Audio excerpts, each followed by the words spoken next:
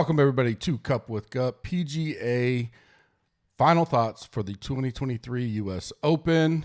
We are less than, right about a day away. This is early Wednesday morning. I will post this around my lunchtime.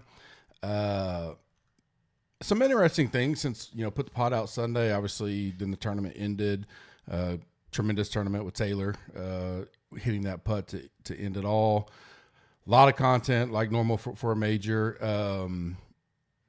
Very, very going to be about just picking your guys for the most part. There are a few spots that are very interesting, and it's, do you go there just because they're low owned? Talking, like a JT type person, guy I don't play a lot of, but he's cheap, not getting talked up. Those kind of spots are going to be where you can take advantage. I think it's going to be very tight up top and really just picking about, do you Scheffler, Rahm, all those kind of guys. There's a few that will be lower owned, but really spread out overall. Tough cut to make. We know that 6-6 is normally low. Does that lean towards taking a chance? Not a punt per se, but maybe, building up and, if you get a strong 5 or 6, it's hard to ever build like that, but, a lot of different opinions on the course and setup. When you listen throughout the industry, I still think it's going to play tough. I do think, obviously, you'll see some birdies or whatnot, but I do think you'll see big numbers as well. And, a lot of people have said that. Does it bring in more of the grinders that you don't want those big numbers for, or the ones you think, like a Cam Davis, for instance, right? He can bogey like no other, but he can also birdie a lot. A Thigala, we've seen that lately. He gets 4 or 5 birdies, 4 or 5 bogeys type. He's going to score well. I still think it's going to be tough. I still think a plus number probably flirts with a top 20. And I think finishing positions are going to matter. And so that when you construct, I do think can these guys really get up there, and especially main slate, those finishing points do matter a lot when you're talking about, maybe a low 400 total in DraftKings scoring, meaning winning it for the week. First place is 30 points. That's, almost 10% of your total. So it doesn't matter, but obviously you always try to build that way. But a lot of times, you can get bonuses, you can get birdies, you can outscore your position. That may not be as much this week. So a lot of strategy thoughts this week. I think E9 will be great tonight with Kenny and I, see where he's at.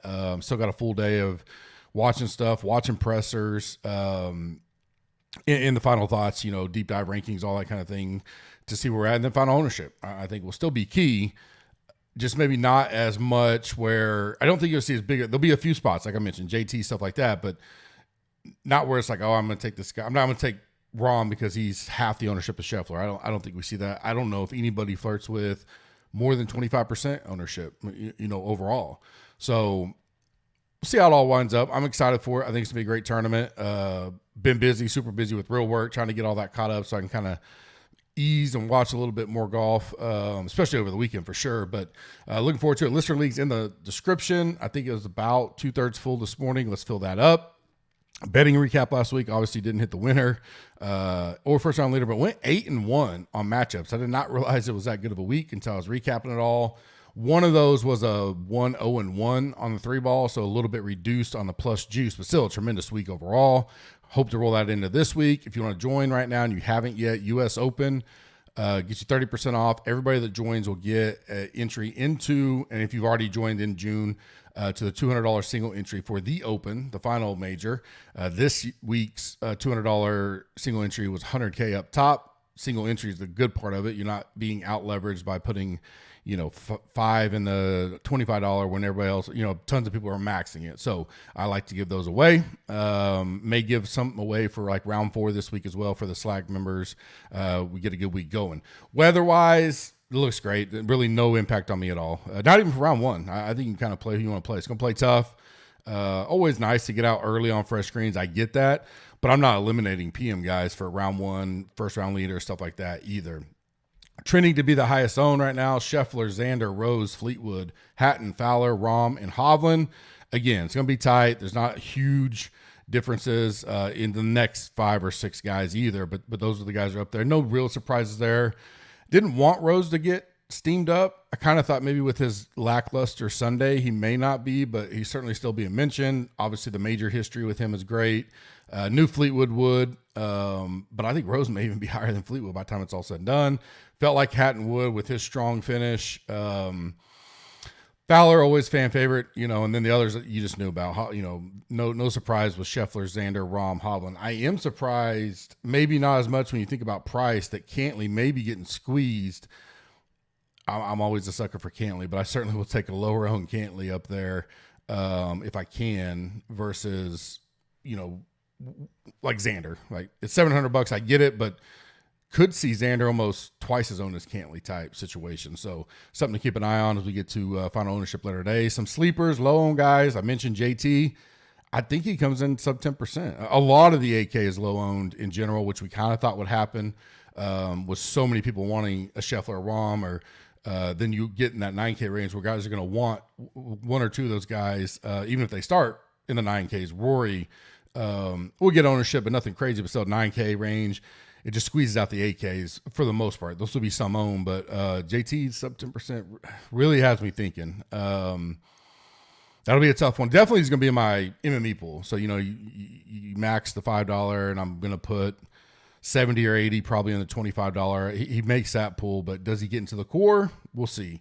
Cam Young, yeah, we know I like him a lot. I do like DJ more than him this week, but he's probably going to be 5-6%. So his talent's there. We've seen him show up in majors. I don't want to say like Brooks per se, but I don't mind going there with Cam Young, especially as a good leverage play. Jason Day, always risk injuries, all that kind of stuff, but rates out really high. Deep dive went, he boosted a little bit there.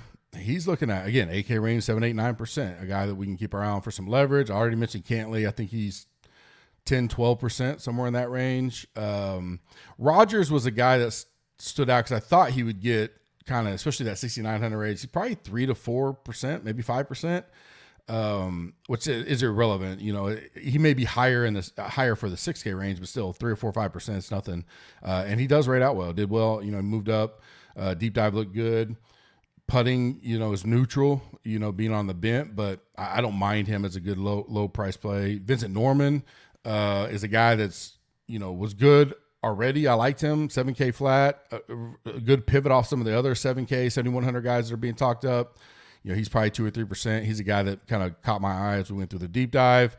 Guys that have moved up for me personally, JT wasn't really on my radar. I certainly don't mind playing him at that low percentage. Cantley, I knew I was going to be on him. I liked him. I just thought he may be up there with some of the higher owned. And he definitely is a potential for the core this week. Connors, we heard hitting it straight, hitting it accurate, may outweigh bombing it. Good drives are going to be important, and irons. We know he has all that, and do like him when you're talking about a 6, 7, 8 under type deal. Some comps to Augusta. We know he's had a good track record there. If I get an 8, 9% Connors, at 7,800, I don't mind that. And then DJ, I just kind of like what I've seen from him, listened to him. 8,300, super cheap. I think he's live to be there in that top 20, top 15, and that price will pay off well for us. Fading, moving down for me. Hovland's probably the guy up top I'm going to move off of. He's going to be one of the top 5 or 6 owned. Can't play everybody up there. Does he make do I go light on him in 150 max? Potentially, but definitely off of potential core play when we're talking about 3 max stuff. Rory, another guy. I just like others around there. Maybe not off of him overall, but definitely not in the 3 max core type stuff for me. Rose has moved down because of the ownership type deal. I think he's really going to be up there. Still may play him in MME. We'll see how the day works out tonight, but I don't think I'll eat that chalk. And then McCarthy, I know he continuously gets steamed up, talked about, and the game's trending in the right direction, but he may be one of the highest owned in the 7K range or up there, 10, 11, 12%. And obviously probably the best putter in the field. And the other game has come around. There's enough there that I need to cut out some chalk, and he's one that definitely I don't mind being off of. Guys I'm staying strong on, Brooks, Scheffler, and Fitz. I do like Rahm still, but if I'm still picking one of the two, I lean Scheffler right now. And then Brooks and Fitz, I really like. Fitz is going to be low owned, sub 10%, 9,100 as well. a guy I just like in general. I just like his personality. I've grown to like him a ton, in the last, year and a half. And I think he can be right there. We've obviously won last year, and I think it's going to be around that same type of score, 6, 7, 8 under. Leverage plays, 10K range. I think Cantley's going to be the lowest, actually. So he'll be over 10%, but I think he'll be the lowest. 9K range, Morikawa and Fitzpatrick look to be the lowest right now. I can see Morikawa getting a little steam as we get through the day today, but those two will be the lowest for sure. 8K range, there's a lot that are, let's see, 9 guys, and all of them I have under 13%, and I have 6 single digit. So plenty of leverage there. Right now, my lowest own is Cam Young and Burns. Burns doesn't surprise me per se, but Cam Young just falling off completely, which is nice because I'll still play him. I'll take that risk, but now I don't have to, get 15% of them, in an MME setting. Does he make my core? Maybe, probably not. I like some other guys better. I'd probably rather go to like a DJ, but he can definitely give me leverage in some of those large field MMEs this week. Underdog, Prize Picks, links in the description, dollar for dollar match up to $100. GUP, GUP is the code. The Thursday 3-putt is up. It's about 30% full right now. We got a day left. 40K pot, 4,000 the first. It's only $5 to enter. Tons of guys in the Slack get in there. Good ROI. And these type of events, you definitely take some leverage on that. They have their huge NFL best balls launched as well. If you want to start getting familiar with that, we'll be discussing that as the summer goes on and it picks up steam as we start hitting into July, August. Prize Picks, my first round picks, and I'll give these out every night. Remember West Coast, so that's the only negative about West Coast. It's fun to watch golf there, but I was looking at times to kind of set up some stuff. Saturday is my wedding anniversary. Obviously, Sunday's Father's Day, so we're trying to schedule things around the golf. Luckily, I have a great wife for that. But 8 o'clock, 9. I think 9 or 9:30 is when round 1 and round 2 ends my time. So you're talking about 10 o'clock East Coast. So I'm hoping they update stuff in a good enough time to do round 1 or round 2 matchups, that kind of stuff.